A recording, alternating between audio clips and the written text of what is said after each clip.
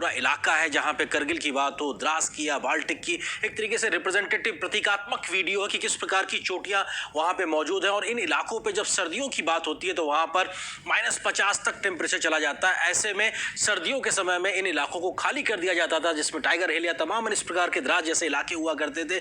और शायद इसी बात का फायदा उठाकर जो पाकिस्तान की घुसपैठ थी, जो कि सेना के माध्यम से भी पाकिस्तान के द्वारा की गई थी, उसको देखने को मिला था 1999 में करगिल में। और 3 मई को उस घुसपैठ की कहानी हमको पता लगी थी। जो भारतीय स्थानीय जो चरवाहे थे, वो जब वहां पे अपने जानवरों को लेकर गए तो उनको वहां पे पता लगा कि इन इलाकों में जो कि भारतीय पोस्ट हुआ करती थी, वहां पर कुछ और लोग आकर कब्जा जमा चुके हैं। ये कौन लोग थे इसके बारे में पूरी जानकारी नहीं थी, लेकिन चरवाहों के माध्यम से 3 मई 1999 को ये जानकारी भारतीय सेना को दी गई। 5 मई 1999 को भारतीय सेना ने पेट्रोलिंग पार्टी को वहां भेजा, लेकिन उनके साथ में बर्बरता की गई और भारतीय पेट्रोलिंग पार्टी के जो 5 जवान थे उनको शहीद कर दिया गया। और ये कोशिश इस घुसपैठ की थी कि लेह श्रीनगर जो हाईवे है उस पर तरीके से कब्जा कर लिया जाए और लेह को, बाकी हिस्से को हिंदुस्तान के साथ में काट दिया जाए, क्योंकि पूरी तरीके से उसी रास्ते पर सारा चीजें निर्भर थी। 10 मई 1999 को इस इलाके में द्रास, काक्सर, मुख्शेस सेक्टर में पाकिस्तानी घुसपैठियों को देखा गया और करगिल की ऊंची चोटियों पर कब्जा कर चुके पाक घुसपैठियों को वहां पर देखा गया। करगिल, द्रास और बाल्टिक सेक्टर में एक अनुमानता उस वक्त ये स्थिति थी कि शायद 600 से लेके 800 घुसपैठिए वहां पर अलग अलग पोस्ट में इन ऊंची जगहों पर अपनी स्थिति को बना चुके, पहुंच चुके। तो ये अपने आप एक स्थिति बन चुकी थी और धीरे धीरे समय बढ़ रहा था। 15 मई 1999 के समय में एक तरीके से उसके बाद से कश्मीर के जो अलग अलग इलाकों में, श्रीनगर या अन्य जगहों पर जो सेनाएं मौजूद थी, वहां से अतिरिक्त टुकड़ियों को भेजा गया और उसके बाद से कहानी आगे बढ़ती नजर आई। तो एक तरीके से ये वो प्रतीकात्मक वीडियो है, रिप्रेजेंटेटिव वीडियो है, जिसमें हम दिखाना चाह रहे थे कि आपको आखिर स्थिति किस प्रकार की और वहां पर करगिल के समय स्थिति वहां क्या देखने को मिली। कुछ और हम आपको बताते हैं कि करगिल की पूरी कहानी क्या थी। जिस प्रकार से 3 मई को पता लगा और उसके बाद से चीजें आगे बढ़ती रही और 26 मई को भारतीय वायुसेना ने घुसपैठियों के ऊपर कस के बमबारी की और ये बमबारी भारतीय वायुसेना के माध्यम से की गई थी और मिक्स के तमाम विमानों के माध्यम से इस ऑपरेशन को अंजाम दिया गया था। कोशिश ये थी कि जिस जगह पर घुसपैठिए बैठे हैं वहां पर उनके एक तरीके से मौजूदगी को ध्वस्त कर दिया जाए। भारतीय वायुसेना के घुसपैठियों पर बमबारी की 26 मई 1999 की बात है। और 27 मई को अगर हम बात करें तो 2 लड़ाकू विमानों को पाक सेना ने गिरा दिया था और इसमें शहादत भी हुई थी, क्योंकि ये कहानी इस लिहाज से है क्योंकि वो ऊंचाई पे थे और ऐसी स्थिति का फायदा पाकिस्तान के जो घुसपैठिए थे उनको मिल रहा था। फ्लाइट लेफ्टिनेंट के नचिकेता को पाकिस्तान ने युद्ध बंदी बना लिया था। अपने आप में एक ऐसी स्थिति थी जहां पे भारत उस समय समझ पाता, उससे पहले कई प्रकार की स्थितियां ऐसी हो चुकी थी जहां पे भारत अपने आप को असहज स्थिति में पा रहा था। स्क्वाड्रन लीडर अजय आहूजा भी उस तारीख 27 मई का जो ऑपरेशन था उसमें शहीद हुए थे, उनका विमान भी क्षतिग्रस्त हुआ था। अपने आप में ये भारत को शुरुआती झटके लगे थे। उसके बाद में चीजें, स्थितियां आगे बदलती गई। किस प्रकार से हुआ? 31 मई 1999 को तत्कालीन प्रधानमंत्री अटल बिहारी वाजपेयी ने कहा था कि करगिल में युद्ध जैसे हालात है, क्योंकि उससे पहले ये सिर्फ घुसपैठ माना जा रहा था, लेकिन उस समय तक स्थिति साफ हो चुकी थी कि ये महज घुसपैठ नहीं बल्कि बात कहीं और ज्यादा आगे निकलती नजर आ रही है। 3 जून 1999 को पाकिस्तान ने फ्लाइट लेफ्टिनेंट के नचिकेता को भारत को सौंप दिया, जो कि युद्ध बंदी बन चुके तो उनको भारत को सौंप दिया गया था। भारत का ही दबाव था जिसके चलते के नचिकेता को सौंपा गया था। करगिल युद्ध में 5 जून 1999 में घुसपैठियों की शक्ल में पाक सेना के शामिल होने के सबूत भारत ने दुनिया भर को दिखाए थे। दुनिया भर को दिखाए थे कि आखिर किस तरीके से पाकिस्तान की सेना इस पूरे घुसपैठ में शामिल है, क्योंकि 3 पाकिस्तानी सैनिकों के जो आइडेंटिटी कार्ड थे, पहचान पत्र थे, उनको उजागर किया था भारत ने और ये दुनिया को दिखाया था किस प्रकार से घुसपैठियों की शक्ल में पाकिस्तान की सेना करगिल में भारतीय पोस्टों पर आ चुकी है। तो ये अपने आप में दिन ब दिन एक तरीके से बात आगे बढ़ती जा रही थी। 6 जून की अगर बात की जाए तो भारत ने जबरदस्त तरीके से पाकिस्तान की घुसपैठियों पर हमला किया और यह हमला कई तरफ से एक तरीके से किया गया था। हालांकि पाकिस्तान उस वक्त ऊंची चोटियों पर था, भारत के सेनानी नीचे की तरफ से लड़ रहे थे, लेकिन बावजूद उसके इस हमले को बहुत तेज गति से आगे बढ़ाया गया। 6 जून की अगर बात की जाए तो सेना और वायुसेना ने मिलकर द्रास करगिल सेक्टर में एक बड़ा अभियान चलाया था। उसके बाद धीरे धीरे पैर खिसकने लगे थे, जमीन खिसकने लगी थी पाकिस्तान सेना के घुसपैठियों की। तो अपने आप में ये लगातार कोशिश की जा रही थी किस प्रकार से जो भारतीय क्षेत्र है उसको मुक्त कराया जाए।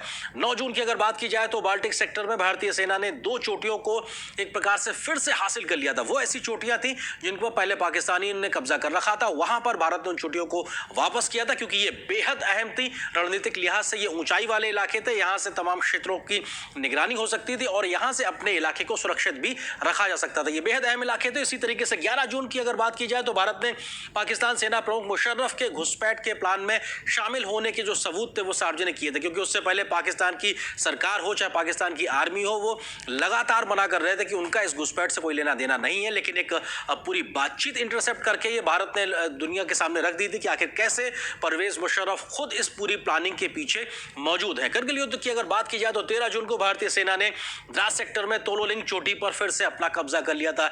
बेहद ऊंचाई पे नीचे की तरफ से लड़ते हुए अपने आप में एक बेहद मुश्किल भरा एक ऑपरेशन था, युद्ध था। उसको धीरे धीरे भारतीय सेनानी अपने कब्जे में लेते जा रहे थे और तोलोलिंग की जो पहाड़ियां थी वो भारत के कब्जे में आ गई थी। 14 जून की अगर बात की जाए तो 14 जून से लेकर लगभग 28 जून तक लगातार भारत ने रणनीतिक स्तर पर, सामरिक स्तर पर बात की जाए और राजनयिक स्तर पर कोशिश की थी पाकिस्तान को घेरने के लिए, और लगातार दबाव बनाया जा रहा था।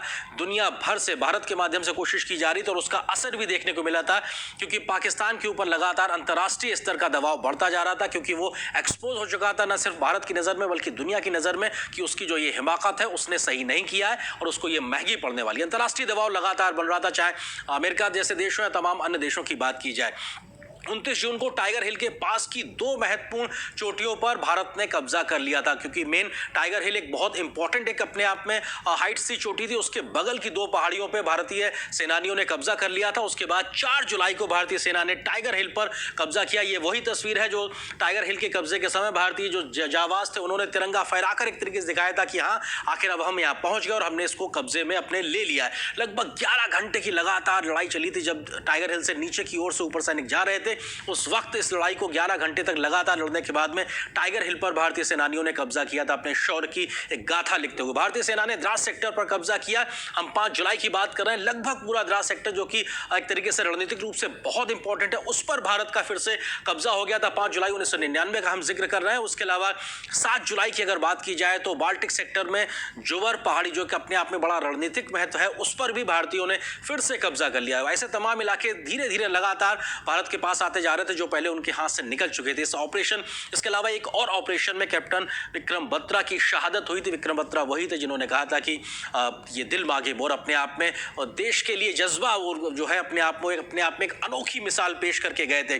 11 जुलाई की बात की जाए तो भारतीय सेना ने लगभग पूरे बाल्टिक सेक्टर की चोटियों को अपने कब्जे में ले लिया था और हासिल कर लिया था जो हमारे हाथ से जा चुकी थी। 11 जुलाई तक काफी चीजें हमारे हाथ में आ चुकी थी। सभी चोटियां रणनीतिक रूप से बेहद महत्वपूर्ण थी, क्योंकि ये ऊंचाई के इलाकों में थी। यहां से न सिर्फ दुश्मन को हम नुकसान पहुंचा सकते थे बल्कि अपने क्षेत्र को भी सुरक्षित रखने में ये बेहद महत्वपूर्ण थी। 12 जुलाई की बात की जाए तो पाकिस्तान के प्रधानमंत्री शरीफ ने लगभग एक तरीके से युद्ध हारने के बाद में बातचीत की पेशकश की थी। एक तरीके से वो टेलीविजन पे आए थे, उन्होंने इस बात की घोषणा की थी और बातचीत की पहल की बात की थी, क्योंकि तब तक उनके हाथ से पूरी तरीके से युद्ध निकल चुका था।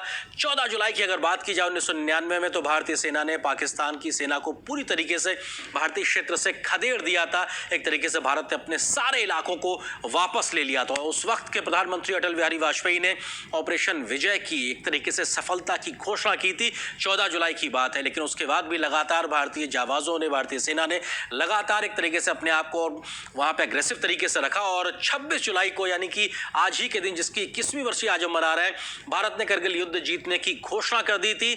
जो भी क्षेत्र भारत के कब्जे से पाकिस्तान के घुसपैठियों के पास गया था उसको वापस ले लिया था और पूरी तरीके से यह अपने आप में स्थापित हो चुका था कि भारत ने जो कुछ भी एक तरीके से जो इन हिस्सों को पोस्ट को गवा दिया था उन सबको हासिल कर लिया था। 18,000 फीट की ऊंचाई पर लड़ा गया ये युद्ध अपने आप में बेहद महत्वपूर्ण था। ये बताता है अपने आप में कि हिंदुस्तान की जो सेना है वो पराक्रम दिखाने के लिए कितनी ऊंचाई पे भी जाकर अपने शौर्य को दिखा सकती है। तो अपने आप में बेहद महत्वपूर्ण था। किस प्रकार की थी उस वक्त की चुनौती